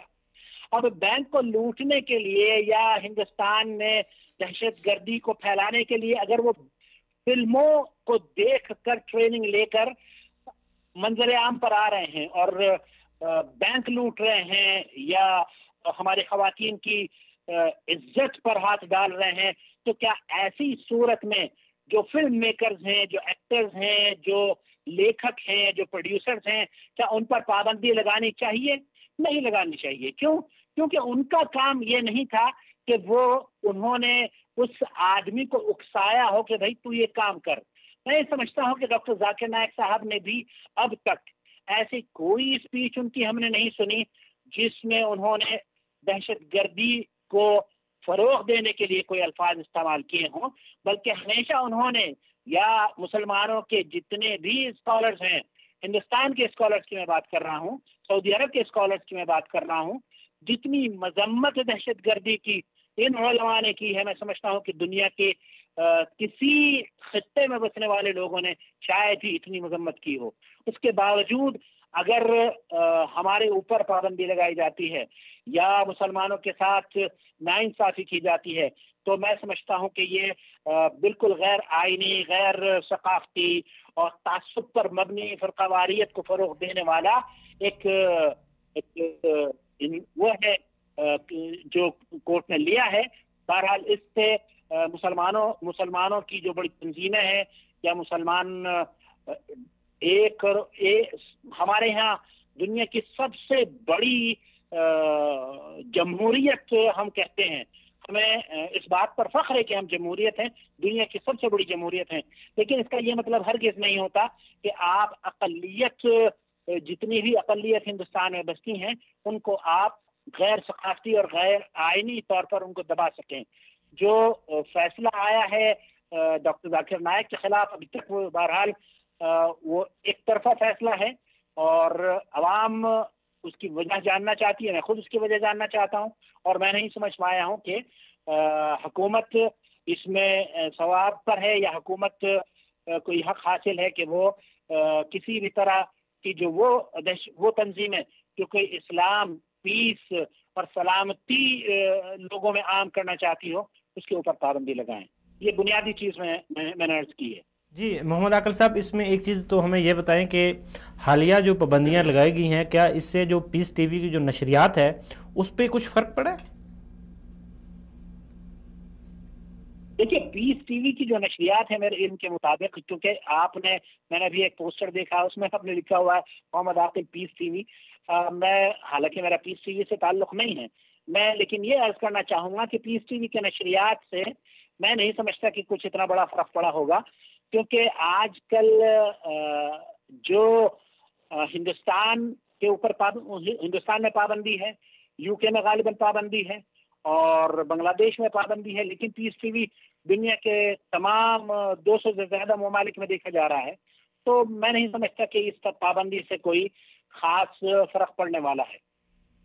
जी अच्छा, इसमें एक चीज़ और है, इस चीज़ को अगर बगौर देखा जाए कि जो कुफरिया ताकतें हैं वो सारे एक मिल्लत बनते जा रहे हैं, तो इस सूरत हाल को देखते हुए कि जब जो कुफरिया ताकतें हैं वो एक मिल्लत बन रहे हैं, वो एक सोसाइटी बन रहे हैं, वो एक ताकत बन रहे हैं, तो इस सूरत हाल में मुसलमानों को क्या करना चाहिए? देखिए, पहली बात तो मैं ये अर्ज कर दूं कि जो ताकतें इस्लाम के खिलाफ हैं वो हम उसको अगर ये ना कहकर ये कहें कि वो एक खास तबका है, हर काफिर मुसलमान का दुश्मन नहीं है और हर काफिर ना ही मुसलमान को ख़त्म करना चाहता है और ना ही मुसलमान को नुकसान पहुंचाना चाहता है। जिन लोगों की ये फिक्र है कि हर काफिर मुसलमान को तकलीफ देना चाहता है, उनकी फिक्र गलत है, क्योंकि हिंदुस्तान में हमारे घर के बराबर में हमारा पड़ोसी गैर मुस्लिम है, हमारा दूसरा पड़ोसी गैर मुस्लिम है, हम उन्हीं के साथ उठते बैठते हैं, वो हमारे दुश्मन नहीं है। ये सोचना कि हर काफिर या हर गैर मुस्लिम हमारा दुश्मन है, ये बावर कराना भी मैं समझता हूँ एक फिक्री कमजोरी है। अलबत्ता इस दौर में जबकि ये एक खास तबका है हिंदुस्तान के अंदर भी जो कि मुसलमानों के खिलाफ तहरीक चलाए हुए है, आम काफिर या आम जो गैर मुस्लिम हैं वो उनसे बरी हैं। वो चाहते हैं कि हम सुकून से जिस तरीके से वो जी रहे हैं उसी तरीके से हम भी जिएं, जिस तरीके से हम जी रहे हैं उसी तरीके से वो भी जिएं। तो हमें इस पुरफितन दौर में पहले तो निशानदेही करनी होगी कि हमारा अपना कौन है और हमारा मुखालिफ कौन है। जब हम अपने मुखालिफ की निशानदेही कर पाएंगे तो हमें उस मुखालिफ की जो स्ट्रेटेजी है, जो उसकी प्लानिंग है, उससे बचने की बहरहाल हम लोगों को जद्दोजहद करनी चाहिए। और वो जद्दोजहद हम तभी कर पाएंगे जब हमारे पास एक स्ट्रॉन्ग लीडरशिप होगी। हमारे पास एक्चुअली स्ट्रॉन्ग लीडरशिप नहीं है, वो कायदीन नहीं है जो कि उम्मत को सही तौर पर रहनुमाई फराहम कर सकें। तो आप क्या समझते हैं कि अभी इस वक्त जो मिल्लत इस्लामिया के जो नौजवान नस्ल है उनको अपना जो क्या किरदार अदा करना चाहिए? हमें मिल्लत इस्लामिया का सबसे बड़ी जिम्मेदारी इस वक्त ये है, जो कि गुज़िश्ता हफ्ते भी इमाम हरम के खुतबे में उन्होंने कहा कि हर शख्स की जिम्मेदारी है कि वो बतौर मुसलमान एक इस्लाम का सफीर बनकर उभरे, अपने आप को एक शख्स न समझे बल्कि कौम का, मिल्लत का नुमाइंदा समझे, और वो जहाँ जाए वो सही तौर पर नबी करीम सल्लल्लाहु अलैहि वसल्लम की सीरत की नुमाइंदगी करने वाला बने। हम माजरत के साथ हमें देखने को क्या मिलता है कि जब हरम में जाते हैं हम تو ہم اسلام کے پیروکار بن جاتے ہیں. لیکن جب ہم ریلوے اسٹیشن پر اترتے ہیں یا بس اسٹیشن پر ہوتے ہیں یا ہوائی جہاز کے لیے لائن میں کھڑے ہوتے ہیں تو ہم دھکا پیلی میں، نقصان دینے میں، لوگوں کو اذیت پہنچانے میں کوئی کسر باقی نہیں رکھتے. تو امت اسلامیہ کا فرض یہ ہے کہ ہمیں نبی کریم صلی اللہ علیہ وسلم کے اخلاق طیبہ کو، اخلاق حسنہ کو اختیار کرنا چاہیے، اور ہمیں جس طریقے سے ہم حرم کی زیارت کرتے ہوئے مسلمان ہوتے ہیں اسی طریقے سے اپنی 24 گھنٹے کی جو زندگی ہے اس میں اسلام کو داخل کرنا چاہیے. محمد عاقل صاحب، آپ کا بہت بہت شکریہ کہ آپ نے اپنا قیمتی وقت نکالا اور ہمارے پروگرام میں شرکت کی. جی ابھی محمد عاقل صاحب نے جو ہے نا وہ کافی ساری چیزوں کی طرف ہماری باتیں چھکی اور کچھ چیزوں کی طرف ہماری نشاندہی بھی کی ہے. تو آپ اس بارے میں کیا کہتے ہیں کہ جو ڈاکٹر صاحب کو بین کیا گیا ہے اس کی حقیقت کیا ہے؟ پہلی بات تو یہ ہے کہ باطنی سبب جو ہے یہی ہے کہ ان کے جو اسلام کے پرچار ہیں ان سے کفار ڈرتے ہیں، یہ تو اصل سبب ہے. اور ظاہری سبب جو نظر آ رہا ہے کہ آپ جانتے ہوں گے کہ 1 جولائی جو ہے 2016 یعنی اسی سال کے 1 جولائی میں رمضان کا مہینہ تھا، بنگلہ دیش کا جو راجدھانی ڈھاکہ کا جو VIP ایریا ہے، گلشان کے نام سے جانے جاتے ہیں، وہاں ایک ہوٹلز میں بعض دہشت گرد ٹیرورسٹ نے اٹیک کیا رات 8:30 بجے تقریباً. اس رمضان کا مہینہ تھا اور اس وقت تراویح کی نماز میں سب مشغول تھے. اور یہی واضح بات ہے کہ جب لوگ تراویح کی نماز پڑھ رہا ہے، وہ تراویح کی نماز چھوڑ کے انسان کو مار رہا ہے، تو یہ اسلام تو ہو ہی نہیں سکتا ہے. تو یہ واقعہ جو ہے 1 جولائی کا تھا. یہ واقعہ ہونے کے بعد 5 جولائی کو جو ہے دا ڈیلی اسٹار بنگلہ دیش کا نیوز پیپر ہے، اس کے بعد انڈین ایکسپریس، انڈین ٹائمز، یہ سب 5 جولائی میں جو ہے اس طرح کا رپورٹ کی کہ Dhaka restaurant attackers followed controversial Indian Islamic preacher, کہ جو لوگ ڈھاکہ میں گلشان میں حملہ کیے، اٹیک کیے، اٹیکرز جو ہے فالو کرتا ہے کنٹروورسیل متنازع شخصیت انڈین کی جو اسلامک پریچر ہے، یعنی ڈاکٹر ذاکر نائک. اور ان کے لیے جو انہوں نے ثبوت پیش کیا 5 جولائی، انڈین ایکسپریس اور انڈین ٹائمز جو ثبوت پیش کیا، وہ ثبوت یہ ہیں کہ یہ جو دہشت گرد ٹیررسٹ تھے، ان میں سے بعض ٹیررسٹ جو ہے ڈاکٹر ذاکر نائک کا جو فیس بک پیج ہے، آفیشیل فیس بک پیج، ان پر ان کا لائک ہے. اسی کو بنیاد بنا کے یہ لوگ مطلب رپورٹ کیے، اور رپورٹ جو ہے جھوٹ سے بھرا پڑا تھا. جیسے ایک جھوٹ میں بتاؤں کہ ان میں یہ بھی تھا کہ doctor Zakir Naik is band in Malaysia جو ہے کہ ڈاکٹر ذاکر نائک ملیشیا میں بھی بینڈ ہے. یہ انہوں نے جھوٹ رپورٹ کیا کیونکہ ڈاکٹر ذاکر نائک ملیشیا میں بینڈ نہیں ہے. اور اس جھوٹ کا شدید مطلب مخالفت ڈاکٹر ذاکر نائک ایک ویڈیو رپورٹ یوٹیوب پہ اپلوڈ کیے تھے. اس وقت وہ عمرے پہ تھے کعبہ حرم میں، اور وہیں سے انہوں نے ویڈیو کر کے جو ہے اپلوڈ کیا تھا یوٹیوب میں. اس میں انہوں نے واضح کر دیا کہ میرے نام پہ جھوٹ ہے، ملیشیا میں میں بینڈ نہیں ہوں، میرا پیس TV بھی نہیں ہے، IRF بھی نہیں ہے، بلکہ ملیشین گورنمنٹ جو ہے ان کے سب سے بڑا جو پرائز ہے، ایوارڈ ہے، وہ ڈاکٹر ذاکر نائک کو دی ہے. شاہ معظم شاہ کے نام سے ایک ایوارڈ ہے، 2013 میں دیا گیا ان کو ایوارڈ. اور ملیشیا کے جو پرائم منسٹر ہیں، جتنے منسٹرز ہیں، سب سے ڈاکٹر ذاکر نائک کی ملاقات اور باتیں. حالانکہ ڈاکٹر مہاتیر محمد جو ہیں یہ مطلب چیف گیسٹ کے طور پر بھی ڈاکٹر ذاکر نائک کے پروگرامز میں رہے ہیں. تو یہ تو جھوٹ ان میں کہا گیا کہ doctor Zakir Naik is band in Malaysia, یہ جھوٹ تھا. اور دوسری بات، جس چیز کو انہوں نے بنیاد بنایا کہ ایک ٹیرورسٹ یا ایک دہشت گرد جنہوں نے ڈاکٹر ذاکر نائک کے فیس بک پیج پہ لائک دے کے رکھا ہے، تو میں اس کا پہلے تو الزامی جواب دوں گا. الزامی جواب یہ ہے کہ ان میں سے ایک ٹیرورسٹ ہے جس کا نام ہے نبرس اسلام. یہ ٹیرورسٹ، ان کے فیس بک پیج ہیں، ابھی نہیں ملے گا، اس کا میرے پاس اسکرین شاٹ بھی ہے. اس کے فیس بک پیج میں آپ کو ملے گا یہ 8 جولائی 2015 میں وہ ایک ویڈیو اپلوڈ کیا تھا، جس ویڈیو میں اس کو ڈانسنگ کرتے ہوئے دیکھا جا رہا ہے ہندوستان کے مشہور اداکارہ سردھا کپور کے ساتھ. اس کے اسکرین شاٹ بھی میرے پاس ہیں، آپ چاہے تو میں دکھا سکتا ہوں. لیکن تو یہ 8 جولائی 2015 کی بات ہے. تو یہ نبرس اسلام جو ٹیرورسٹ اس میں مارے گئے، یعنی بنگلہ دیش کے ڈھاکہ کے گلشن حملے میں ٹیرورسٹ مارے گئے، اس کے فیس بک پیج پر یہ ویڈیو موجود تھا. تو اگر کسی ٹیرورسٹ ڈاکٹر ذاکر نائک کے فیس بک پیج پہ لائک دے کے رکھتا ہے، اس کی وجہ سے ڈاکٹر ذاکر نائک کو دہشت گرد کہا جاتا ہے، تو کیا یہ بات اولا اور مطلب حق نہیں ہے کہ جس کے ساتھ وہ ڈانسنگ کر رہا ہے، ویڈیو ہے، وہ بھی دہشت گرد ہو؟ لیکن انڈین ٹائمز، انڈین ایکسپریس، کوئی بھی میڈیا ہو، یہ اس بات کو نہ لائے، نہ اس چیز کی اس بحث کو چھیڑے. نہ اداکارہ سردھا کپور کو کچھ ہوا، کچھ نہیں ہوا، نہ ان کو دہشت گرد کہا گیا، نہ ان پہ بینڈ لگے، کچھ بھی نہیں ہوا، حالانکہ وجہ ایک ہے. تو میرا الزامی جواب یہ ہے کہ اگر ڈاکٹر ذاکر نائک کے فیس بک پیج پر لائک کرنے سے کوئی ڈاکٹر ذاکر نائک دہشت گرد بنتا ہے، تو سردار کپور بھی دہشت گرد ہے. اگر آپ ان کو دہشت گرد نہیں کہتے تو ڈاکٹر ذاکر نائک بھی دہشت گرد نہیں ہے. ماں ہوا جوابکم ہوا جوابنا, تمہارا جو جواب ہے وہی میرا جواب ہے. دوسری بات جو ہے, یہ ہر کسی انسان کا اگر عقل ہے, ذہن ہے, تو بھائی فیس بک پیج پر لاکھوں کروڑوں لوگ لائک دے کے رکھتے ہیں کہ ہر لوگوں کا ذمہ داری میں اٹھاؤں. کہیں وہ چوری کر لے, ڈاکاتی کر لے, کسی کو مار دے, تو جو بھی میرے پیج میں لائک دے کے رکھے تو میں اس کا ذمہ داری اٹھاؤں.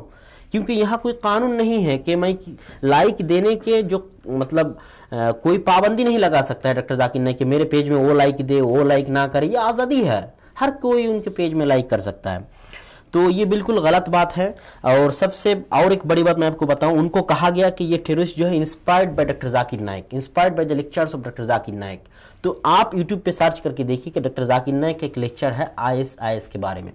ان لیکچر میں انہوں نے کہا ہے کہ ISIS اس کا ایلابوریٹ ہم کرتے ہیں کہ اسلامک اسٹیٹ آف شام اینڈ عراق, لیکن اس کا حقیقی ایلابوریٹ یہی ہے کہ اینٹی اسلامک اسٹیٹ ان شام اینڈ عراق. یہ ڈاکٹر ذاکر نائک کا تقریر ہے. اگر وہ correctly if the follow doctor Zakir Naik correctly, تو یہ بالکل مستلزم ہے کہ وہ ISIS میں نہیں جائے گا, کیونکہ ڈاکٹر ذاکر نائک صاف طور پر کہہ دیے ہیں, آپ کو یوٹیوب میں ان کا ویڈیو ملے گا, کہ ISIS جو ہے اینٹی اسلامک اسٹیٹ ہے, نہ کہ اسلامک اسٹیٹ. جی بالکل. اب اس بات کو ہم ابھی جاری رکھتے ہیں. ہمارے ساتھ اس وقت محمد عثمان بزمی صاحب لائن پہ موجود ہیں, ہم ان سے بات کرتے ہیں. السلام علیکم. جی وعلیکم السلام. جی عثمان بزمی صاحب, آپ کو میں اپنے پروگرام میں خوش آمدید کہتا ہوں. جیسا کہ آپ کو پتہ ہے کہ ہمارے جو پروگرام ہے وہ ڈاکٹر ذاکر نائک صاحب کی جو خدمات ہیں اور ان کے اوپر جو لگائے گئے الزامات, اور اس میں ہماری جو نوجوان نسل کی ایک ذمہ داری ہے وہ کیا ہے. تو آپ ہمیں یہ بتائیں کہ ابھی ساری صورتحال جو ہے وہ پوری دنیا کے سامنے ہے. ڈاکٹر صاحب کی ایک بہت بڑی خدمات نوجوان نسل کے لیے ہے, تو اب ان کے اوپر جو مختلف جو ہے الزامات لگائے گئے ہیں, لیکن ان الزامات کو پروف نہیں کیا گیا, جیسا کہ ابھی ہماری تھوڑی دیر پہلے اس کے اوپر بات بھی ہو رہی تھی. تو اب اس ساری صورتحال کو دیکھتے ہوئے ہماری جو نوجوان نسل ہے, ظاہری بات ہے سوشل میڈیا میں بہت ایکٹیو ہے, تو سوشل میڈیا کا استعمال کرتے ہوئے نوجوانوں کے اوپر کیا ذمہ داریاں بنتی ہیں کہ اب ان کی, آپ یوں سمجھ لیں کہ اب نوجوان کی ذمہ داریوں کا وقت آ گیا ہے, تو ان کو اپنی ذمہ داریاں کیسے نبھانی چاہیے؟ بسم اللہ الرحمن الرحیم. سب سے پہلے میں بات کروں گا کہ ذاکر نائک جو ہیں یہ اس امت کا فخر ہیں اور بہت قیمتی اثاثہ ہیں, اور اسلام کے لیے جو ان کی خدمات ہیں وہ انتہائی قابل ستائش ہیں. اللہ تعالیٰ سے ہم دعا کرتے ہیں کہ اللہ تعالیٰ ان کو اپنی حفاظت میں رکھے, اور دشمنوں کی جو سازشیں ہیں ان کے خلاف اللہ تعالیٰ ان کو ناکام بنائے, اور اللہ تعالیٰ ان سے مزید دعوت کا جو کام ہے یہ ان سے لے. جہاں تک یہ پابندیوں کی بات ہے تو یہ پابندیاں کوئی نئی نہیں ہیں, یہ ہر دور کے اندر ہی دعوت حق کے خلاف شیاطین اور ان کے حواری جن اور انس میں سے مخالفت کرتے رہے ہیں. تو انبیاء علیہ السلام کے ساتھ بھی یہی سابقہ پیش آیا, اور حتیٰ کہ ان کو قتل بھی کر دیا گیا, بہت سارے انبیاء کو قتل بھی کیا گیا. تو یہ کوئی نئی بات نہیں ہے. البتہ آج جو ذاکر نائک کے حوالے سے جو بات ہوتی ہے, خاص طور پر جو اپنے آپ کو جمہوری ممالک کہتے ہیں جہاں پر آزادی اظہار رائے کے حوالے سے بات ہوتی ہے, جیسا کہ کینیڈا میں اور برطانیہ میں, یہاں پہ بھی ذاکر نائک پر پابندی لگا دی گئی تھی, اور اب یہ ڈھاکہ میں اور انڈیا کے اندر بھی اس کو پابندی کا سامنا ہے. پہلی بات یہ ہے کہ ہمیں اس سے گھبرانا نہیں چاہیے کہ یہ پابندیاں آ گئی ہیں تو ہم اپنے آپ ہمتیں چھوڑ دیں اور بیٹھ جائیں, ہائے یہ ہو گیا وہ ہو گیا. دیکھیں ذاکر نائک کا جو کام تھا, اس بندے نے 25 سال ایک دعوت کا اتنا عظیم کام کیا ہے, جو کہ میں سمجھتا ہوں کہ ایک امت کا کام ہے. اس نے ایک پوری جماعت کا کام ایک اکیلے بندے نے کیا, تو وہ کام تو انہوں نے کر دیا. اب جو ہمارے ذمے ہے ہم کیا کر سکتے ہیں؟ پہلی بات یہ ہمیں سمجھنی چاہیے کہ ہمیں سے ہر کوئی ذاکر نائک نہیں بن سکتا. اس کی وجہ یہ ہے کہ اللہ تعالیٰ نے ہر انسان کو مختلف جو ان کی قابلیتیں ہیں ہر انسان کے اندر مختلف رکھی ہیں. جیسے انسانوں کے فنگر پرنٹس آپس میں میچ نہیں کرتے, اسی طرح سے ان کی قابلیتیں بھی آپس میں میچ نہیں کرتی. اللہ تعالیٰ نے ہر انسان کو مختلف صلاحیتیں دی ہیں. اب دیکھنا یہ ہے کہ انسان ان صلاحیتوں کو استعمال کیسے کرتا ہے.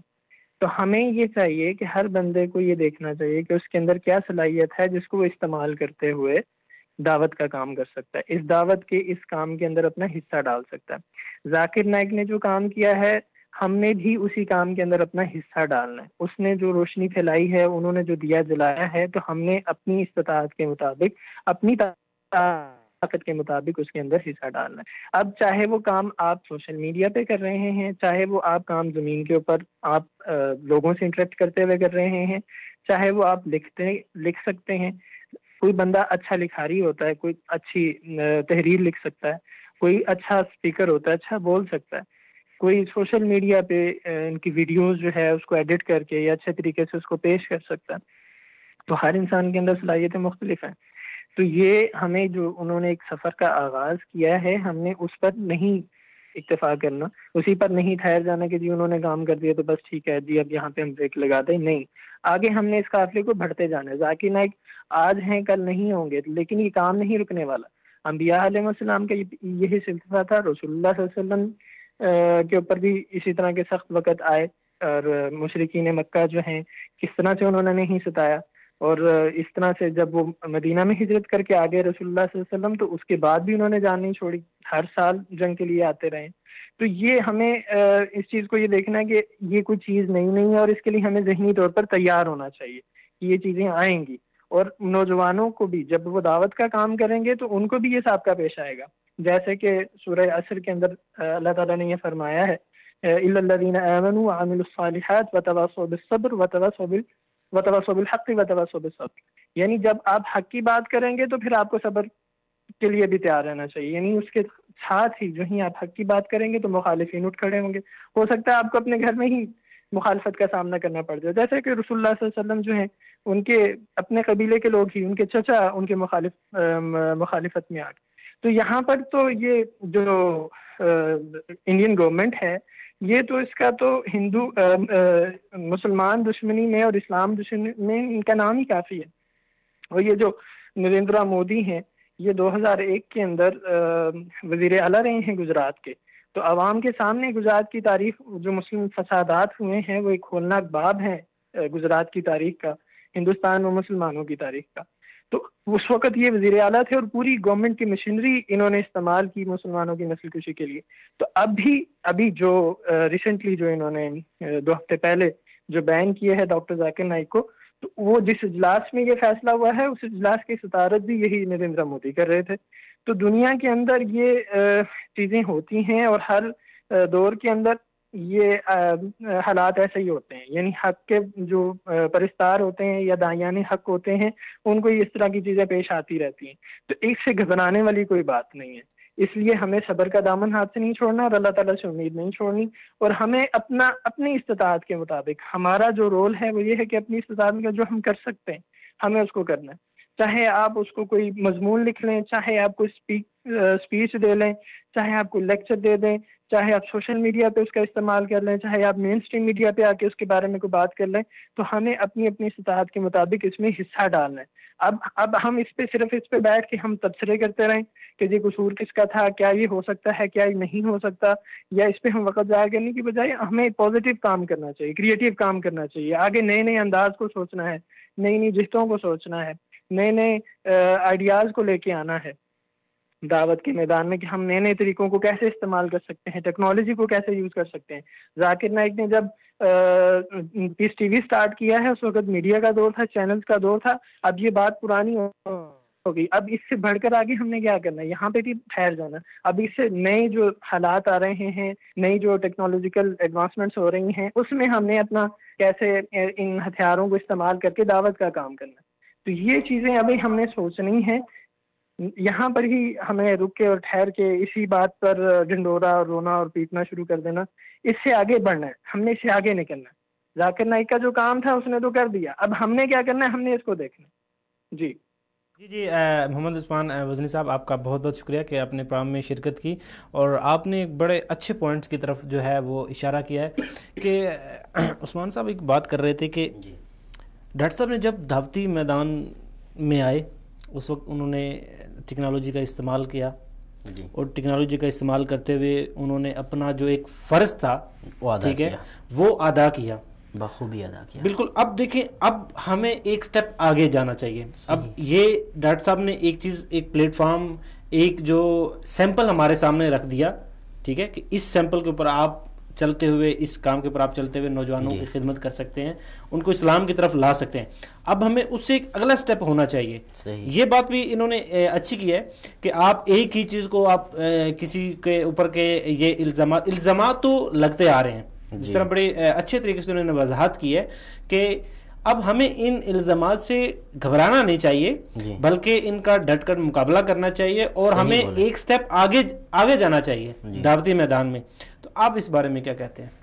بہت اچھی گفتگو کی انہوں نے, بہت اچھی بات کہی کہ ہمیں ہمت نہیں ہارنا چاہیے, کسی بھی حالت میں ہمت نہیں ہارنا چاہیے, اور یہ دعات اسلام کا شان نہیں ہے, کیونکہ ام حسبتم ان تدخلوا الجنۃ ولما یأتکم مثل الذین خلوا من قبلکم, اللہ نے کہا ہے سورہ بقرہ 214 نمبر آیت 214 کہ کیا تم سوچتے ہو کہ تم جنت میں چلے جاؤ گے ایسے ہی, اور تمہیں وہ سامنا نہیں کرنا پڑا جو تمہارے پچھلے سلف و صالحین تھا ان کو کرنا پڑا, یہاں تک کہ نبی اور ان کے ساتھ میں کہا کہ متی نصر اللہ, کب اللہ کی مدد آئے گی.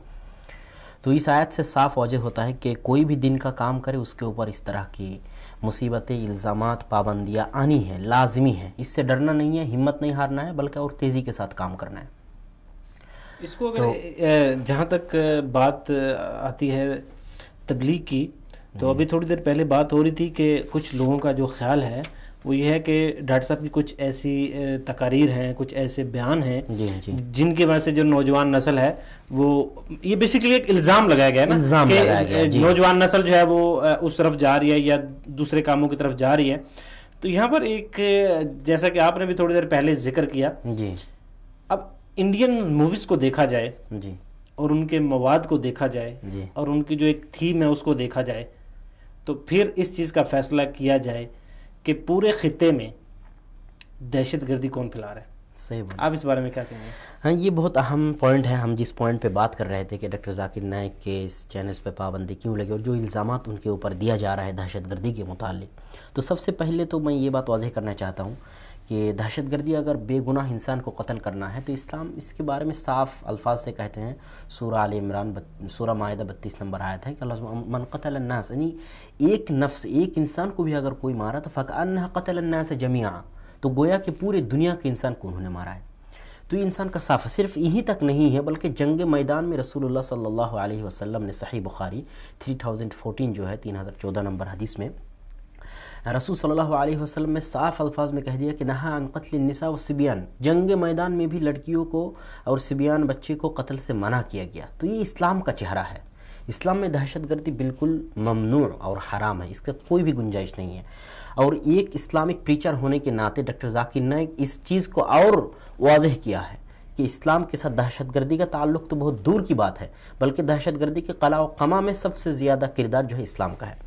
یہاں پر ایک چیز میں ایڈ کرنا چاہتا ہوں کہ آپ نے بات کی نا کہ ایک انسان کا قتل, انسان کو اگر آپ ایک پوائنٹ پہ رکھ لیں, اسلام تو کسی جانور پر بھی ظلم نہیں کرنے دیتا, کسی جانور پر بھی ظلم نہیں کرنے دیتا. وہ حدیث مشہور حدیث ہے کہ ایک بلی کو بند کر کے رکھا تھا تو اس کے لیے جنت, چاہے کتنا بھی عبادت گزار ہو, اس کے لیے جنت کو حرام قرار دیا گیا. اور ایک جو لڑکی بہت خراب ہے, خبیث ہے, وہ ایک کتے کو پانی پلایا تو ان کے لیے جنت کر دیا اللہ سبحانہ و تعالیٰ نے. تو یہ انسان تو بہت دور کی بات ہے, بلکہ جانوروں پر جو شفقت, جو رحمت, اللہ رسول صلی اللہ علیہ وسلم نے اور واضح الفاظ میں کہا کہ ارحموا من فی الارض یرحمکم من فی السماء, دنیا میں جو ہے تم ان پر رحم سے پیش آؤ, رحم برتاؤ کرو تو اللہ سبحانہ و تعالیٰ تم پہ رحم کرے گا. تو یہ اسلام کے ساتھ اس کا کوئی تعلق ہے ہی نہیں, یہ سوال ہی پیدا نہیں ہوتا ہے. میں آپ کو ایک مزے کا یہ بات بتاؤں, مزے کی بات بتاؤں کہ جو لوگ دہشت گرد ہیں, ہم دہشت گرد کے نام پہ جانے جاتے ہیں, چاہے ISIS ہو, کوئی بھی ہو, یہ کس کو مارتا ہے؟ مسلمانوں کو مارتا ہے. رسول صلی اللہ علیہ وسلم نے جو فرمائے ہیں ابو داؤد کی حدیث میں 4766 والی حدیث میں کہ جو خوارج ہیں, خوارج کا جو عقیدہ ہے دہشت گرد کے عقیدے سے ملتا جلتا ہے, تو وہ یقتلون اہل الاسلام, مسلمانوں کو مریں گے, اور ویترکون اہل الاوثان, جو غیر مسلم ہے اس کو چھوڑ دے گا. تو جو دہشت گرد ہے وہ بھی مسلمانوں کو مار رہے ہیں, جو دوسرے ملک دہشت گردی کی مخالفت کر رہے ہیں وہ بھی دہشت گردی کر کے مسلمانوں کو مار رہے ہیں. جیسے فلسطین میں اسرائیل, یہ دہشت گردی ہے. غیر مسلم جو بے گناہ ہیں ان کو مارنا. اب بورما کی حالت دیکھیے, میانمار کی حالت دیکھیے, وہاں مسلمان بے گناہ مسلمان ہیں, ان کے اوپر بدھسٹ جو ظلم کر رہا ہے, یہ دہشت گردی ہے. دہشت گرد مسلمان کو مار رہا ہے, جو غیر مسلم ہے جو دہشت گردی کی مخالفت کرتا ہے وہ خود دہشت گردی کر کے مسلمانوں کو مار رہا ہے, اور جو دہشت گرد کی مخالفت کرتا ہے وہ دہشت گرد کے الزام میں مسلمانوں کو مار رہا ہے. تو ہر کوئی جو ہے مسلمانوں کو مار رہا ہے. خلاصہ ہے مسلمانوں کو مارنا. دہشت گرد بھی مسلمانوں کو مار رہا ہے. IS کوئی بھی دہشت گردی تنظیم ہو, آپ نہیں دیکھیں گے کہ کہیں امریکہ میں, انگلینڈ میں, جاپان, فرانس میں ان کے بم دھماکہ ہوتے ہیں, سوئسائڈ بمبنگ ہوتے ہیں. کہاں ہوتا ہے؟ پاکستان میں ہوتا ہے. کون مارتا ہے؟ مسلمان مارتا ہے. مسلم ملک میں بم دھماکہ کرتے ہیں. عراق میں, شام میں کون مرتا ہے؟ مسلمان مرتا ہے. اور دہشت گردی کے الزام میں جو امریکہ وغیرہ نے حملہ کرتا ہے, کس کو مرتا ہے؟ مسلمانوں کو مرتا ہے.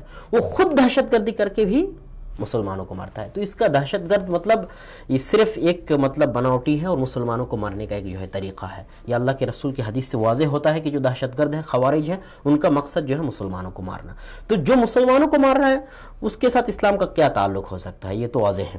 اور میں ڈاکٹر ذاکر نائک کی اوپر جو پابندی لگائی گئی اس کے حوالے سے میں یہ پوچھنا چاہتا ہوں, مطلب یہ واضح سوال ذہن میں آتا ہے کہ آج 25 سال سے ڈاکٹر ذاکر نائک دین کا کام کر رہے ہیں, دعوت کا کام کر رہے ہیں پورے دنیا میں, نہ کہ صرف ہندوستان میں. تو آج 25 سال سے تمہیں نظر نہیں آیا کہ ڈاکٹر ذاکر نائک دہشت گرد ہے؟ آج تمہیں نظر آیا. اور ڈاکٹر ذاکر نائک کو کتنے انٹرنیشنل ایوارڈ ملے ہیں عرب امارات سے, پرسنالٹی, انٹرنیشنل اسلامک پرسنالٹی کی ایوارڈ ملا ہے. سعودی عرب سے کنگ فیصل کا جو ایوارڈ ہے وہ ملا ہے. تو یہ لوگ اندھے ہیں, کسی دہشت گرد کو ایوارڈ دے دیے, کسی دہشت گرد کو پرائز دے دیے.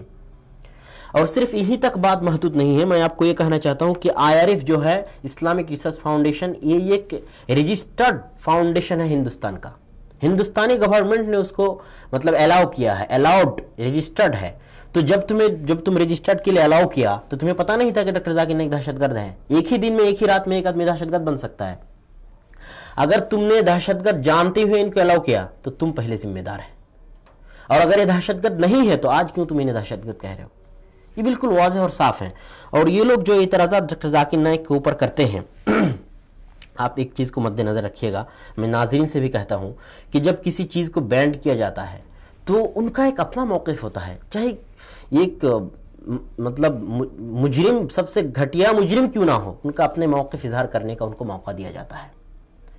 تو لیکن ڈاکٹر ذاکر نائک IRF پہ تم نے بینڈ کر دیا, پابندی لگا دی. کبھی ڈاکٹر ذاکر نائک سے پوچھ تچھ کی کہ تمہیں جو ثبوت ملے, تمہیں جو وجوہات ملے ڈاکٹر ذاکر نائک کے ساتھ دہشت گردی کے تعلقات کا, ان کے بارے میں تمہیں چاہیے تھا کہ تم ڈاکٹر ذاکر نائک سے پوچھ تچھ کرو, بغیر پوچھ تچھ. بالکل, اس میں محمد عاقل صاحب نے بھی بات کی تھی کہ بغیر پروف کے, بغیر ان کا جواب سنے, یہ چیزیں بغیر پوچھ تچھ کے آپ نے بینڈ کر دیا. جیسا کہ ہمارا بھی پروگرام کا جو وقت ہے وہ بالکل مختصر سا رہ گیا. اب یہاں پر ڈاکٹر صاحب کی ایک جو ذمہ داری تھی, انہوں نے اپنے اچھے طریقے سے اپنی ذمہ داری جو ہے وہ نبھائی ہے. اب ہم پوری امت جو ہے, امت اسلامیہ جو ہے, اب اس میں ان کی ذمہ داری ہے, سب سے پہلی ذمہ داری تو ہے اتحاد کی. جی, سب سے پہلی ذمہ داری اتحاد کی. اور جیسا کہ اسلام کی جو بنیاد ہے وہ امن ہے, بھائی چارہ ہے, پیار محبت ہے. تو اب یہ جو دوسرے کفریہ طاقتیں ہیں وہ تو ہر لحاظ سے ان کو یہ چیز قابل قبول نہیں, اور وہ مختلف الزامات لگاتے رہیں گے. اب ہماری جو نوجوان نسل ہے, آپ کیا سمجھتے ہیں کہ ڈاکٹر ذاکر نائک صاحب ان کے سامنے ایک ایگزامپل ہے, اس ایگزامپل کو فالو کرتے ہوئے ان کو اتحاد امت میں اور اسپیشلی جو اسلام کا جو دعوتی میدان ہے اس میں کیا کردار ادا کرنا چاہیے؟ آپ نے بہت اہم پوائنٹ پوچھے ہیں, لیکن میں اس سے پہلے تھوڑا پیچھے والا جو ہے بات مختصر کر کے ختم کر دوں کہ اگر بے گناہ کو مارنا یہ دہشت گردی ہے, کسی کو دھمکی لگانا دہشت گردی ہے, تو میں یہ کہتا ہوں کہ ہندوستان میں کتنے دہشت گرد کی تنظیمیں ہیں, جیسے سادھوی پراچی نام کی ایک ہے. انہوں نے, آپ دیکھ سکتے ہیں کہ 14 جولائی 2016 کی انڈین ایکسپریس میں رپورٹ کہ سادھوی پراچی نے یہ دھمکی دی ہے جو ڈاکٹر ذاکر نائک کی سر قتل کر کے لائے گا اس کے لیے 50 لاکھ روپیہ کا انعام ہے. اور جو ہے یوگا آدتیہ ناتھ جو ہے, انہوں نے ایک تقریر میں کہا ہے کہ تم نے مسلمان کی ماں بہن کو قبر سے نکالو اور ان کے ساتھ بلاత్కాر کرو. سن 1992 میں انہوں نے بابری مسجد کو شہید کر دیا. 2002 میں قتل عام ہوا ہے مسلمانوں کا گجرات میں. تو کیا یہ سب دہشت گردی نہیں ہے؟ دہشت گرد صرف مسلمان ہے کیا؟ یہ لفظ مسلمانوں کے ساتھ خاص ہے؟ یہ ڈبل اسٹینڈرڈ ہے, پوری دنیا میں چل رہا ہے کہ جب کوئی غیر مسلم مسلمان کو قتل کرتا ہے تو اس کی طرف کوئی بھی نہیں دیکھتا ہے, اور جب مسلمانوں کے اوپر ظلم ہوتا ہے تو کوئی نہیں دیکھتا ہے. اور مسلمان جب دین کا کام کرتا ہے, حق بولتا ہے, یہ ہیومن رائٹس سے بھی متعلق ہے کہ ہر انسان کو اپنی بات پیش کرنے کا حق ہوتا ہے. تو تسلیمہ نسرین, سلمان رشدی جو ہیں, ان کی بات کو واضح کرنے کے لیے پورے جو ہے مغربی ممالک ہیں, ان کے لیے مطلب جو اسلام کی مخالف بولے گا, اسلام کی مخالفت کرے گا, ان کے لیے ہیومن رائٹس ہیں, لیکن جو اسلام کی پرچر کرے گا ان کے لیے ہیومن رائٹس نہیں ہے. جیسے آپ دیکھ سکتے ہیں پاکستان میں بلاسفیمی, رسول اللہ صلی اللہ علیہ وسلم کی کوئی گالیاں دیا جائے, کوئی غلط بات کیا جائے تو ان کے لیے قانون ہے کہ بلاسفیمی کے جو قانون ہے, تو ان کو بینڈ, ان کے اوپر بینڈ لگانے کے لیے لوگ جو ہے مطلب تلے ہوئے ہیں. تو اسلام کی مخالفت کرے تو ہیومن رائٹس آ جاتا ہے. اب ڈاکٹر ذاکر نائک اسلام کا صاف و شفاف چہرہ لوگوں کے سامنے پیش کرے تو ہیومن رائٹس کہاں رہتا ہے؟ یہ ڈبل اسٹینڈرڈ کب ختم ہوگی؟ ابھی کی حالت دیکھیے, آج مطلب اسی موجودہ صورتحال دیکھیے کہ میانمار میں لاکھوں کروڑوں مسلمانوں کو مارا جا رہا ہے, تو کسی کی نظر اس کی طرف نہیں ہے. اور جب اسرائیل میں آگ لگ گیا تو پورے دنیا میں کھلبی مچ گیا, اور ان کی مدد کے لیے وہ لوگ آ گئے. تو کیا جو بورما میں مارے جا رہے ہیں مسلمان, کیا وہ جانور ہے؟ کیا وہ انسان نہیں ہے؟ ان کے لیے ہیومن رائٹس نہیں ہے. صرف یہودی, کرسچن, ہندو, بدھسٹ, ان کے لیے ہیومن رائٹس ہے. یہ ڈبل اسٹینڈرڈ ہے. یو ایس, یو کے, یو این, کوئی بھی کہہ لیجئے, ان لوگوں کا ڈبل اسٹینڈرڈ ہے, اور مطلب اس کی مخالفت جو ہے یہ واضح ہے, یہ ڈبل اسٹینڈرڈ. اور موجودہ صورتحال میں آپ نے پوچھا کہ نوجوانوں کو کیا کرنا چاہیے, تو نوجوانوں کو جو مطلب وہ بھائی بہت اچھی بات بتائے ہیں کہ ہمیں اونچا خواب دیکھنا چاہیے. عثمان بزنی صاحب, ہاں جی, عثمان بزنی بتائے تھے کہ اونچا خواب دیکھنا چاہیے. میں بھی کہتا ہوں کہ آپ اگر آسمان میں پہنچنے کا خواب دیکھیں گے تو کم از کم قمر چاند تک تو پہنچیں گے. چاند میں پہنچنے کا خواب دیکھیں گے تو اڑ ہی نہیں سکتے ہیں. تو ڈاکٹر ذاکر نائک نے احمد دیداد سے متاثر ہو کے جو ہے اتنا بڑا کام کیا کہ ڈاکٹر ذاکر نائک, احمد دیداد صاحب بولے کہ میں نے پوری زندگی میں جو کام نہیں کر پائے تم نے 4 سال میں وہ کر دیے. تو ڈاکٹر ذاکر نائک سے متاثر ہو کے ہمیں بھی کچھ کرنا ہے. میں نے اپنے ابو جی سے پوچھا تھا کہ ڈاکٹر ذاکر نائک کو پوچھیے گا کہ وہ مطلب کتنا محنت کرتے ہیں. تو ڈاکٹر ذاکر نائک کے بارے میں انہوں نے بتایا, ان سے پوچھ کے, ڈاکٹر ذاکر نائک سے پوچھ کے, کہ وہ پورے دن میں صرف 3 گھنٹے سوتے ہیں. 24 گھنٹے کا جو دن اور رات ہے صرف 3 گھنٹہ سوتا ہے, اور پورا دن جو ہے کام میں لگا رہتا ہے, مطالعہ کرنے میں, ریڈنگ, اسٹڈی اور تقریر دعوت کا کام. صرف 3 گھنٹہ سوتا ہے. اور ہمارے نوجوان نسل 3 گھنٹہ جاگتے ہیں. انہوں نے ٹیکنالوجی اور میڈیا کو استعمال کر کے اسلام کا کام کیا, اور ہم میڈیا اور ٹیکنالوجی کو استعمال کر کے ہمارا نوجوان برباد ہو رہا ہے. مووی فلمز دیکھ کے ہمارا نوجوان برباد ہو رہا ہے. اسی میڈیا کو استعمال کر کے ڈاکٹر ذاکر نائک اسلام کا کام کیا. تو نوجوانوں کو سوچنا چاہیے کہ ہمارا وقت جو ہے بہت قیمتی ہے, اور ڈاکٹر ذاکر نائک سے متاثر ہو کر ان سے آگے بڑھ کے کام کرنا چاہیے. اور جی بالکل, یہ آپ نے بڑی اچھی بات کی ہے. تو ناظرین, اس وقت ہمارے پروگرام کا جو وقت ہے وہ ختم ہوا چاہتا ہے, اور میں اپنے کال پہ جو معزز مہمان تھے جناب مفتی عدنان کاکا خیل صاحب, آپ کا بھی بہت مشکور, اور اس کے ساتھ محمد عاقل صاحب آپ کا بھی, اور عثمان بزمی صاحب آپ کا بھی بہت بہت شکریہ کہ آپ نے قیمتی وقت نکالا اور اپنی جو قیمتی باتیں ہیں وہ ناظرین تک پہنچائی. اور میں اپنے اسٹوڈیو کے مہمان عبداللہ بن عبدالرزاق صاحب, آپ کو بھی بہت بہت مشکور ہوں کہ آپ نے جو ایک واضح نقطہ جو تھا, ٹھیک ہے, وہ عوام کے سامنے رکھا, اور جو کچھ غلط فہمیاں تھیں ان کو بڑے اچھے طریقے سے اور وضاحت کے ساتھ جو ہے وہ تمام جو سوالات اور جو شبہات تھے اس کو بڑے اچھے طریقے سے اور وضاحت کے ساتھ پیش کیا. میں آپ سب مہمانوں کا بہت مشکور ہوں. تو ناظرین, ڈاکٹر ذاکر نائک صاحب ہمارے سامنے ایک سمبل ہے.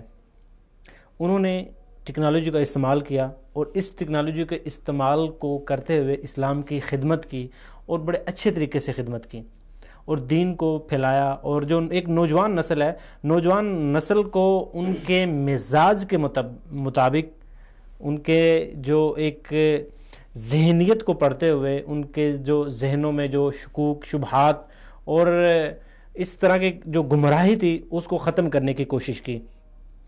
تو ناظرین, اب ہمارے اوپر یہ ذمہ داری ہے, اسپیشلی نوجوانوں کے اوپر ذمہ داری ہے کہ ایک سمبل ہمیں مل چکا ہے, جیسا کہ محمد عثمان بزمی صاحب نے بڑی اچھی بات کی تھی کہ ہمیں ایک سٹیپ آگے چل کے, اب یہ سٹیپ تو ڈاکٹر صاحب نے ہمیں دے دیا ہے, اب ہمارا جو ایک سٹیپ ہے وہ آگے والا ہے کہ آگے والے ہم حالات کو دیکھتے ہوئے اپنی جو نوجوان نسل ہے اس کا جو ہے اس کی بہتر طریقے سے رہنمائی کرنا, اور اسلام کا جو ایک پہلو ہے, جو ایک پیار محبت کا ایک جو پہلو ہے, اس کو زیادہ سے زیادہ عوام تک پہنچانا. تو ناظرین, آپ کو ہمارا یہ پروگرام کیسے لگا؟ اپنی جو قیمتی فیڈ بیک ہے وہ ہم تک ضرور پہنچائیں.